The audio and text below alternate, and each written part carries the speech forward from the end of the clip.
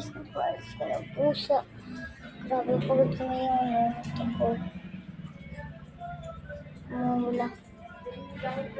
Yan, kaganon yung mula ito. Parang nagkakasaraan sa akong sobra.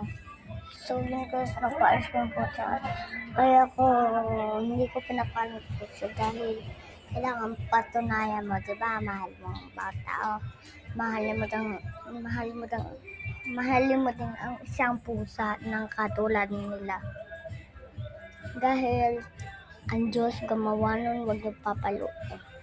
Kung makulit kahit madala, huwag niyo pinapalo dahil ang pagpapatunay ng pag-ibig, ipakita mo sa tao na mabait ka.